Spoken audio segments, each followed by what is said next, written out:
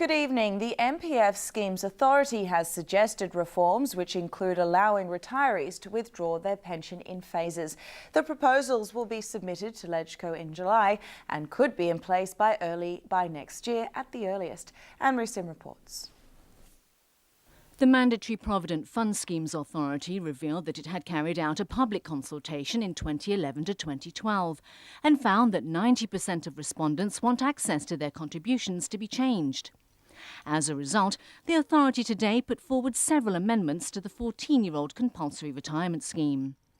It suggests that retirees be allowed to withdraw their MPF pensions in phases instead of in one lump sum, so annually they can withdraw no less than $5,000 4 times per year, and trustees would not be allowed to charge them for it. The MPFA also proposed allowing people diagnosed with terminal illness to get access to their contributions early. In those cases, they would have to provide a doctor's letter confirming they have less than a year to live. The authority also sought to clarify an MPF rule that says retirees aged 60 and above can't work while claiming their pension. But it plans to change that by allowing those in special circumstances, such as bankruptcy or having a family member diagnosed with a serious illness, to work again without breaking the law. But some believe grey areas remain. Maybe some of retired, they want to apply some social welfare, for example, the allowance, the senior allowance when they reach 65 years old. So such definition must be clarified by government. The MPFA will submit its proposals to LegCo in July, and they could be in place by next year at the earliest. The families of the 39 people killed in the Lama ferry disaster have accused the government of lying and irresponsibility for not releasing crucial information about its internal investigation. Emily Sue reports. Democratic Party lawmaker James To and Irene Chang, who lost her 24-year-old son in the Lama ferry disaster more than a year ago, took to the airwaves this morning to condemn the government for releasing only a summary of the report on its internal investigation. The government is lying, Chang alleged, and deliberately hiding information in order to cover up the mistakes of its own people. But she admitted that some parts had to be left out because of privacy concerns. A police criminal investigation is also underway. 39 lives were lost on the 1st of October 2012 when 2 vessels collided off Lama just before the National Day fireworks show. Last night, Transport Chief Anthony Cheung announced that an internal report on Hong Kong's worst maritime disaster in 40 years had been completed. The report is more than 400 pages long, but the government only released a 50-page summary. A total of 17 unnamed Marine Department officials up to directorate level were found to have failed in their duties, and 13 of them faced disciplinary action. Chang said the government's decision to conceal what she believes to be crucial information is irresponsible and unreasonable. She criticized the authorities for not respecting the demands of the victims' families, who want those responsible to be brought to justice. To, who is representing some of the families, went further and accused the government of adopting double standards, saying in the Commission of Inquiry report released a year ago, only 2 sections dealing with the vessel's skippers were redacted. This was done to avoid influencing the trials of the 2 men who were charged with manslaughter. To said the 17 officers singled out in the internal report are still being investigated, which means their case has not entered the judicial procedure yet. Justice Chief Rimsky-Yun said the focus and objectives of the 2 reports into the tragedy are different, and he defended the decision not to reveal names. Because the investigation is yet to be completed, we cannot at this stage exclude the possibility that there would be criminal proceedings in court in the future, in which case not only the suspect's evidence might be affected, not only their right to fair trial would be affected, the credibility of the witnesses' testimony would also be affected. Transport Chief Cheung echoed Yun, but stopped short of saying whether the police will be able to complete their probe before former Marine Director Francis Liu, who's on leave, officially retires at the end of the year. But he said he'll consult Yun on a suggestion that the families be allowed to read the full report under a confidentiality agreement. Cheung is scheduled to meet To and some of the relatives tomorrow. The government has faced more opposition from district councillors and residents in Chinmen over its plans to expand the city's landfills. Arthur Akula reports.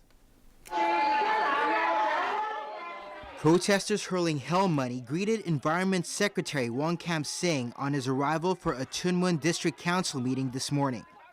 The demonstrators wanted to send a clear message to the government that they strongly oppose the expansion of the landfill in their district. Wong accepted petitions calling for effective waste reduction policies and compensation before briefing district councillors on the funding application to enlarge the refuse dump. But councillors accused the environment chief of failing to consult them before seeking funds for the expansion project. Later, 18 of the 35 councillors walked out to show their anger at the plan, forcing a 15-minute adjournment. When they failed to return, a quorum could not be met, so the meeting was turned into a non-binding seminar instead. Wong later insisted that the plan had been discussed for more than a decade and denied that the government is rushing it through. He stressed that expanding the landfills is necessary and urgent in order to tackle the waste problem. Chunmun District Council Chief Lau Wong Fat called on the government to suspend the plans until an agreement is reached. He also said it's unfair for his district to take up more than 60% of the city's waste. Arthur Akula, ATV News. Hong Kong's biggest pro-establishment party is confident that its controversial political reform proposal will win public support. Emily Sue reports. More than 20 SAR media executives met Basic Law Committee Chairman Li Fei this morning on a visit to Beijing to mark the 60th anniversary of the Newspaper Society of Hong Kong. Senior Delegate Ronald Chiu quoted Li as saying national security will be threatened if a person who's antagonistic towards Beijing becomes the next chief executive. Li also stressed that giving the nomination committee the sole authority to name candidates for the city's top job in 2017 is fair and effective as the city pushes towards greater democracy. Here in Hong Kong, with only a week left before the government wraps up its first round of public consultation on constitutional reform, many political parties and groups are rushing to submit their proposals. After unveiling their plan on Tuesday night, the city's biggest pro-establishment party, the DAB, officially handed its blueprint to Chief Secretary Carrie Lam this afternoon. The DAB suggested expanding the nomination committee from 1,200 to 1,600 members, and chief executive hopefuls must secure the backing of half of the committee in order to become an official candidate. Pan-Democrats have labeled the DAB plan as unacceptable and a bid to screen out candidates critical of Beijing.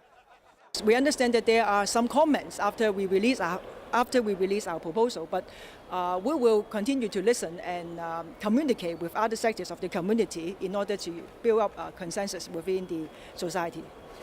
Constitutional Affairs Chief Raymond Tam has said he's not optimistic that the DAB's proposal will win the support of 2/3 of LegCo, the minimum needed for any reform proposal to be passed.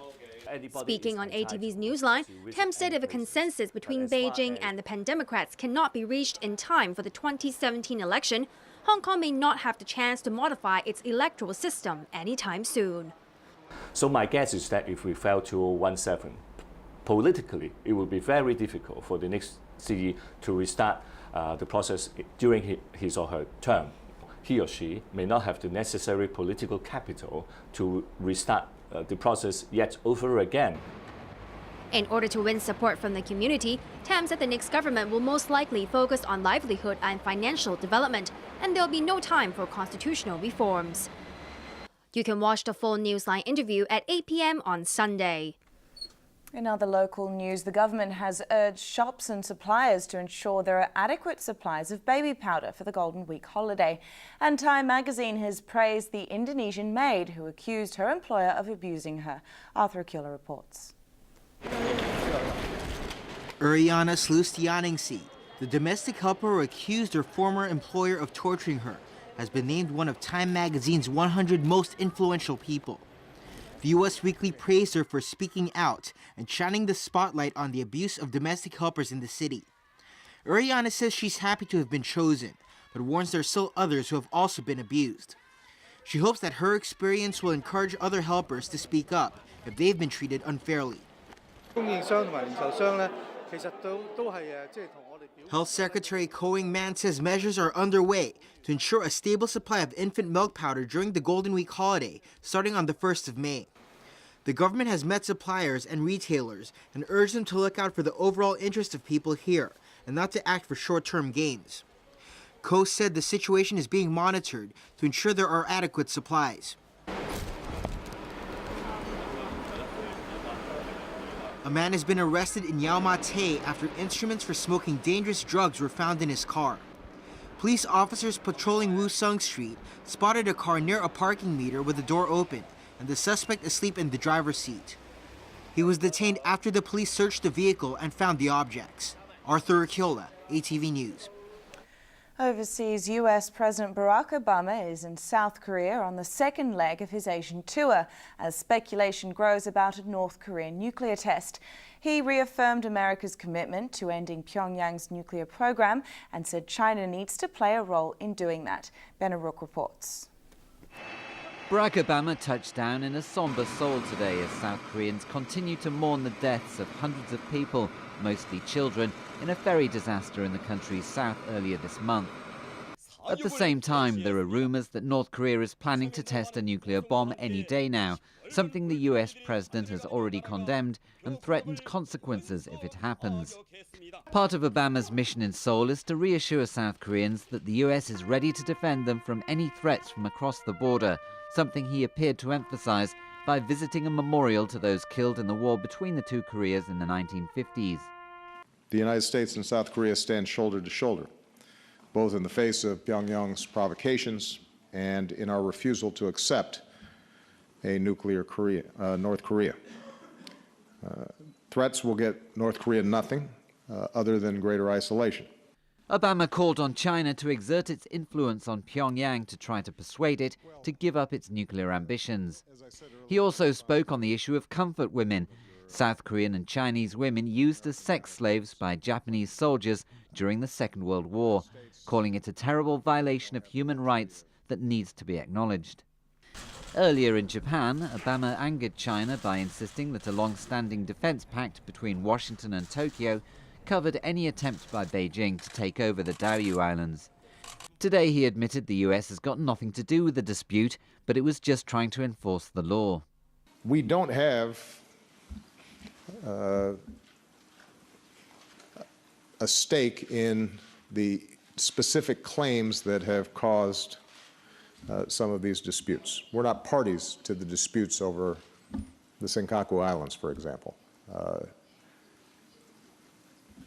Our primary interest is making sure that international norms and rule of law are upheld and that disputes of this sort are resolved through peaceful diplomatic means. This morning, Japanese Prime Minister Shinzo Abe hailed Obama's pledge to defend Japan as a historic statement.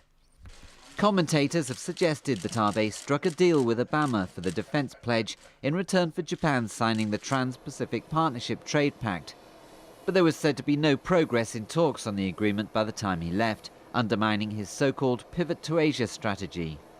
In this part of the world, right, China is seen as the big brother, and the Americans need to send a very strong message out that yes, China is a big power in this region, but so is America.